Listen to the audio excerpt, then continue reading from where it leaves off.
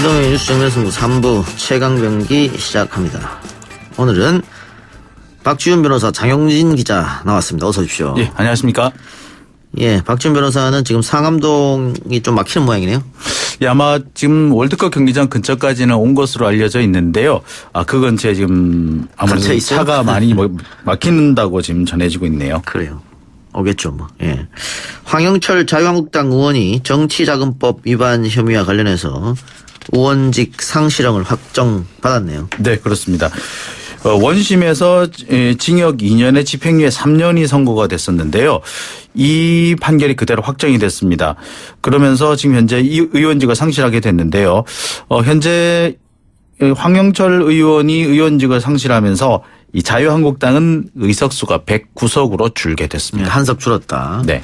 예, 그런데 뭐 이번에 이렇게 정치자금법 위반 관련해서 의원직을 잃었기 때문에 앞으로 10년간 피선거권도 박탈되네요. 예, 그렇습니다. 정치자금법 위반 혹은 공직선거법 위반으로 유죄를 선고받게 되면 벌금형이 선고되면은 5년 동안 피선거권이 박탈되고 그 징역형이 선고되면 집행유예까지 포함을 해서 징역형이 선고되면은 10년 동안 박탈이 됩니다. 예. 따라서 내년 총선에 출마하지 못하는 것은 물론이고 앞으로 10년이기 때문에 글쎄요 아마 다음 총선에도 출마가 힘들 것으로 보입니다. 예, 사면 복권이 없는 한 출마는 그렇습니다. 불가능하다. 예.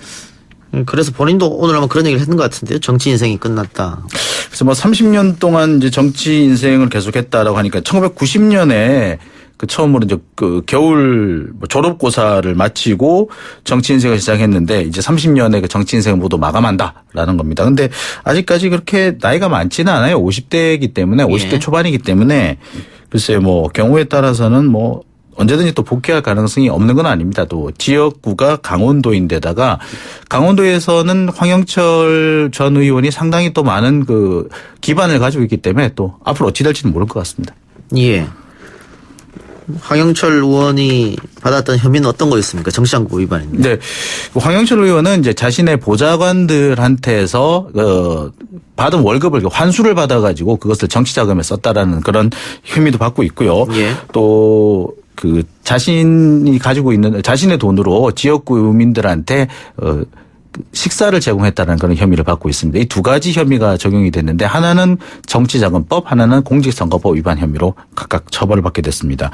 추징금도 상당히 많이 나오게 됐는데요. 2억 3,909만 원, 그러니까 2억 4천만 원 정도의 추징금도 함께 선고가 됐습니다. 예. 자, 그런데 자유한국당 의원들 중에 중도의 의원직 상실형을 선고받은 분들이 좀 있는 것 같습니다. 예.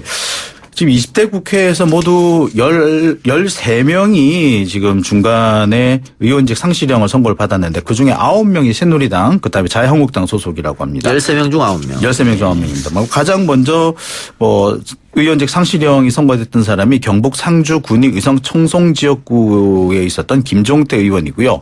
그다음에 해운대 을 지역구에 있었던 배덕광 의원.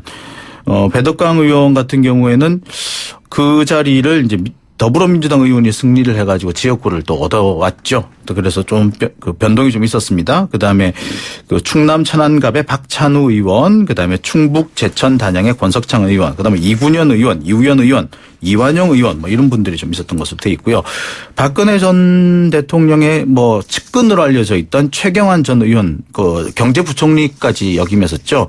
이분은 경북 경산시가 지역구로 되어 있었는데 국가정보원 특수활동비 1억 원을 받아 챙긴 혐의로 징역 5년을 선고받았고요. 이게 확정이 되면서 의원직을 상실하게 됐습니다. 예. 13명 중에 9명이 자유한국당이기 때문에 일각에서는 이거 정치보복 아니냐 그런 얘기도 있던데 그런 거에 대해서는 어떻게 생각하세요? 글쎄요. 이거 정치보복이라고 하기까지는 어렵습니다. 제가 볼 때는 사실 오늘 선고되어 있는 황영철 의원 같은 경우도 그 전에 이미 한 1년 전에 이미 선고가 되었어야 될 거를 많이 미뤄졌다고 봐야 되죠. 예. 그다음에 아직까지 그 1심 판결도 안 나고 있는 뭐 김성태 의원 같은 경우는 볼 때 글쎄 이게 정치 보복이라고 하기에는 글쎄 제가 볼 때 이게 정치 보복 수준이었으면 이보다도 더 많은 인원이 의원직을 잃지 않았을까 하는 생각이 드네요. 예, 알겠습니다. 자, 다른 이야기로 좀 넘어가 봅시다. 박지훈 변호사가 이제 땀을 하나도 안 흘렸네요. 땀을 죄송합니다. 뻘뻘 흘리고 왔을 줄 알았더니 하나 안 흘리고 여유 있게 걸어서 들어왔습니다. 이재명 경기도지사가 당선 무효형을 선고받은 근거가 된 공직선거법 일부 조항이 위헌이다 라면서 헌법소원 심판을 청구했습니다. 자, 일단 헌법소원 심판을 청구한 사람은 누굽니까? 예, 지금 현재 더불어민주당에서 총선 출마를 예상되고 있는 그러니까 조신 성남중원지역위원장과 배종덕 여주 양평지역위원장 등 그 당원 4명이 이 기자회견을 열고 선거법 제250조 1항과 형사소송법 제383조에 대해서 헌법소원을 청구한다라고 밝혔습니다. 그러니까 선거법 제250조 1항이라는 것은 그 허위 사실을 공표를 했을 때 후보자에 대한 허위 사실을 공표했을 때 그것이 확정이 되면은 의원직을 상실하는 직위를 상실하는 그런 형을 선고받게 돼 있는 부분인데요. 그 부분에서 그 중에서 뭐 여러 가지 사유가 있습니다만 출생지, 가족관계, 신분, 직업, 경력, 재산, 행위, 소속 단체 뭐 이렇게 돼 있는데 이 중에 행위 이 부분에 대해서 이 내용이 너무 모호하고 그 내용이 너무 범위가 넓다라는 이유로 헌법소원을 청구를 했고요.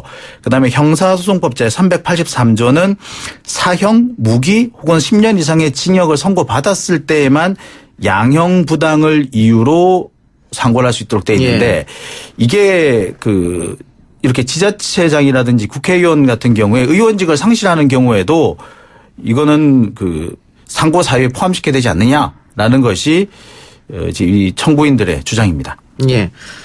자, 위헌 소지가 있다라고 해서 이 사람들이 이제 헌법소원 청구한 건데 박주현 변호사가 네. 볼 때는 위헌 소지가 있습니까? 행위는 너무 포괄적이거든요. 광범위하다. 명확하지가 않아요. 뭐 예. 신분, 직업 이거는 뭐 확실해요. 이거를 뭐 거짓으로 허위로 공표했을 때는 처벌하는 게 당연한데 행위라는 거는 뭐 말부터 행동부터 다 포함되기 때문에 예. 이 부분에 위헌 소지는 분명히 있다고 봐야 될 것 같아요. 예. 왜곡하고 뭐 연결되는 부분이고 또 이걸 당선 무효를 하면서 상고까지 할 수 없도록 하는 부분까지 일단은 법리적으로는 타당하다고 보이는데 예.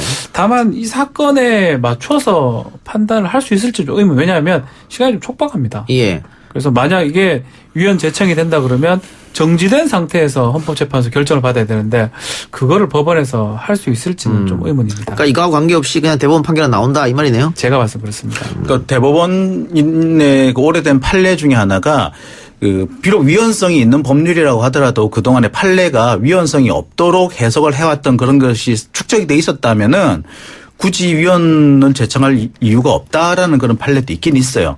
그러니까 만약에 지금 대법원에서 판단을 내릴 때 이것이 위헌이라는 그런 근거가 없다라고 주장을 할 수 있다, 판단할 수 있다는 거는 그만큼 자신들이 합헌적으로 판단할 수 있다. 예. 이런 뭐 자신감 이런 표현일 수도 있을 예. 것 같습니다. 이재명 지사의 대법원 판결은 올 안에 나올 가능성이 높기 때문에 네.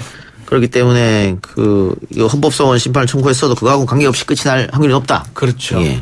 다만 뭐 대법원이 위헌 제청을 받아들이는 경우에는 일단 헌법재판소 결정이 나올 때까지 기다리는 정지가 정지가 되거든요. 안 기다릴 것 같은데요? 그렇죠. 이제 그게 문제인 거죠. 그렇죠. 예. 아마 재판부도 이제 결정이 될 텐데 결과는 어떻게 보십니까? 대법원 판결 이재명 지사. 그 판결 같은 경우는 일단은 조금 1심에 비해서 2심이 좀 배치되는 부분이 사실 있어요. 특히 좀 이해할 수 없는 부분이 직권 남용 부분에서 특히 강제 입원 관련해서 무죄를 선고하면서 그 부분에 대해서 허위사실 공표죄로 또 유죄가 됐거든요. 예. 그러니까 그 부분이 판결문 자체도 조금 추측의 추측을 거쳐가지고 사실관계를 확정했기 때문에 대법원에서 특히 이게 일반 사건이보다는 도지사 선거 관련된 사건이고 당선 무효가 될 수 있는 그런 사건이기 때문에 꼼꼼하게 만약 판단한다면 법리 오인으로 기각, 그러니까 파기환송의 가능성도 뭐 배제할 수는 예. 없다 이렇게 보입니다. 특히 이제 이 부분에서 이렇게 허위라고 할 때는 고의적이고 적극적인 허위 발언이어야 하는데 예. 고의적이고 적극적인 허위 발언이었다기보다가 대답을 하는 와중에서 TV 토론? 약간 중의적인 표현이라든지 복수의 해석이 가능한 그런 표현을 한 것을 가지고 굳이 이것을 허위다라고 말하는 것은 좀 과도한 해석이 아니냐라는 예. 지적이 있었거든요. 그러니까 그 부분만 바로 잡는다고 하더라도 위헌성도 확실히 줄고 또 이 지사가 지위를 상실할 가능성도 많이 예. 줄지 않을까 생각이 듭니다. 지금 판결문을 보면 이재명 지사가 하지도 않은 말을 재판관이 그렇죠. 추론해서 그랬을 가능성이 높다라고 이런 뜻일 가능성이 높다. 뭐 요런 이런 말을 식으로. 했다면 요런 가능성이 있다. 예. 이게 판결을 이제 한 거거든요. 예. 그것 때문에 행동을 넣은 거예요. 예. 뭐 신분이나 직업은 뭐 속일 수도 없고 속였으면 바로 허위사실이 되는 건데 예. 행동은 어떤 취지의 말했는가 또 예. 어떤 답변을 했는가에 따라서 이게 해석이 달라질 수 있거든요. 예. 그러니까 법관이 해석을 해가지고 이 행위는 허위다라고 지금 판단한 겁니다. 그래서 이 헌법소원, 헌법재판 넣은 거하고 대법원 판결하고 좀 일맥상통한다고 봐도 무방할 것 같습니다. 그러니까 이거 이재명 지사 재판도 1심하고 2심하고 판결이 엇갈렸는데 네. 그런 식으로 추론을 하게 되면은 법관마다 다 다른 판결이 나올 수 있다. 그렇죠. 이 법관이 말이잖아요. 봤을 때 이런 단어를 썼는 거 봤을 때는 당신은 거짓말하는 것이다. 이건 허위사실 공표니까 넌 유죄다. 100만 원 이상이면 당선 무효다. 예. 이런 결론을 내릴 수 있기 때문에 사실 행위라는 걸 되게 없애버리든지 아니면 그 해석이 있어서 말했던 거를 기준으로 판단을 해야 된다. 이렇게 봅니다. 그리고 대전제인 직권남용은 무죄. 네. 내 허위사실은 인정. 되게 어색하죠. 사실. 저기 앞뒤가 좀 안 맞다라는 느낌을 가질 수밖에 없어요. 허위 사실은 맞는데 직권 남용은 아니다. 그래서 직권 남용이 있어야지 허위 사실이 되는 건데 그런 면을 보면은 사실 좀 앞뒤가 안 맞다라는 판단도 좀 들고요. 어떻게 보면은 좀 끼워 맞췄다 이런 생각도 좀 많이 듭니다. 예. 이 부분은 뭐 대법원이 새로 판단을 하겠지만 이제 문제는 이제 양형 이런 것만 얘기를 해버리면 조금 다투기가 좀 어렵고요. 법리 오인까지 간다면 대법원에서 뭐 꼼꼼히 판단할 예. 것으로 보입니다. 대법원은 양형을 다투는 게 아니잖아요. 그래서 좀 그 부분이 조금 그래서 걸리긴 이번에 이제 그 헌법소원 낸 거에 보면은 형사소송법 383조 이게 상고 이유 부분까지 함께 헌법소원을 낸 건데 여기 뭐 헌법소원의 취지는 아마 그런 것 같습니다. 이게 뭐 사형 무기 10년 이상의 징역뿐만이 아니라 예, 그 피선거권을 박탈한 당한다든지 선거 결과를 뒤바꿀 수 있는 것도 역시 매우 중요한 사안이니까 이런 것도 상고 사유에 포함시켜야 된다. 뭐 이런 주장인 것 같아요. 그래서 이 헌법재판, 헌법소원 위원 제청을 한 게 사실은 대법원 상고 이유서에 더 갈 내용들이에요. 그만큼 불합리한 부분들이 있다라는 거거든요. 그래서 대법원에서 판단 좀 해주든지 이 부분을 예. 판단 너희들이 못할 것 죄송합니다. 판단 못할 것 같으면 헌법재판에 헌법재판소에서 판단해달라. 예. 헌법재판소에서 판단할 때까지 기다려주든지. 기다려주든지. 그렇게 일맥상통하다고 보면 예. 될 것 근데 같아요. 다시 이야기합니다만 기다려주진 않을 것 같고요. 그렇죠. 그러면은 대법원에서 아까 양형은 판단 안 하니까 유무죄만 판단하는 거잖아요. 그렇죠. 유무죄 판단하려면 양형으로 가면 안 되고요. 법리 오인 부분을 봐야 됩니다. 그 법리는 뭐냐면 그 해석을 어떻게 하느냐. 이게 유죄냐 무죄냐. 이 부분을 새롭게 판단하는 것이죠. 그리고 이제 사실심도 아니거든요. 그러니까 대법원 같은 경우 그래서 사실 오인 이런 것 같은 경우는 사실 그 양형 아니 지금 상고 사유에 포함이 안 됩니다. 그렇죠. 예. 다른 얘기 봅시다. 반년 가까이 치열한 법정 공방을 벌였던 KT 채용비 사건 관련해서 어제 1심 재판부는 이석채 전 KT 회장에게 징역 1년을 선고했습니다. 네. 모두 12명의 그 부당 채용이 있었던 것으로 지금 확인이 됐고요. 이 부분에 대해서 이석채 전 KT 회장이 상당 부분 개입한 것으로 인정이 돼서 실형이 선고가 됐습니다. 예. 그러니까 이석채 회장에게 징역 1년, 서유열 사장 또 김상효 전무에게 징역 8개월의 집행유예 2년, 이 결국 실형 받은 거고요. 네. 김기택 상무에게 벌금 700만 원. 뭐 법원으로 봤을 때는 이 모든 혐의를 받고 있는 사람들 죄가 인정된다 이게 판단한 거잖아요. 유죄다. 그렇지만 회장이 제일 문제가 되고 떠넘기기를 했다. 그래서 그 직책에 맞게 딱 선고가 된 것 같아요. 회장은 예. 실형. 그리고 예. 상무급은 이제 집행유예. 예.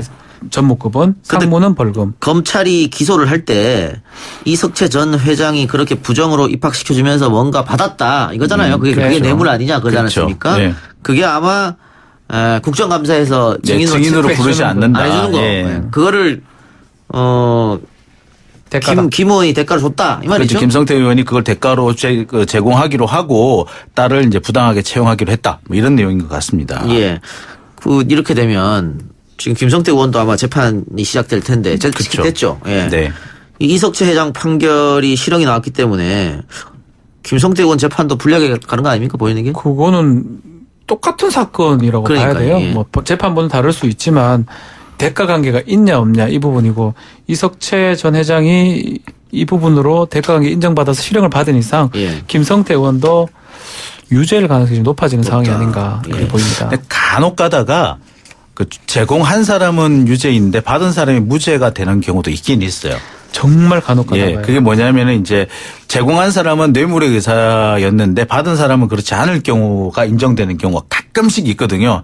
드물입니다만. 이 건은 뭐 그렇지도 근데 않습니다. 이 건 같은 경우에는 오히려 김성태 의원이 적극적으로 요구를 한 정황이 있기 때문에 그 예외에 속할 가능성들이 좀 낮다고 봐야겠죠. 예. 근데 이게 동산이나 부동산이 아니고 그 국정감사장이 안 부르는 거잖아요. 이것도 뇌물, 이게 이런 게 뇌물이 되느냐? 그쵸. 네, 이게 문제이긴 하거든. 재물성의 부분인데 예. 사실은 뇌물 관련해서 그 재물, 대가를 취득하는 것에 대해서 뭐 많은 게 지금 포함이 되고 있어요. 네. 특히 뭐 성행위 이런 것도 포함이 될 수가 있고요. 그렇기 때문에 특히 KT 회장 입장에서 국정감사에 가냐 안 가냐 이 부분도 상당히 부담스럽고 상당히 중요하다고 아마 본 것 같습니다. 예. 그러니까 뇌물의 개념에서 뭘 받느냐 부분도 좀 확장되는 상황이 아닌가 이렇게 보입니다. 예. 그러니까 뭐 경제적 이득이어야 하는데 그 아마도 이렇게 이제 그 재벌이라든지 대기업의 총수 같은 사람이 국정감사장에 불려가서 야단 맞는 장면 같은 경우는 경영에서 중대한 어떤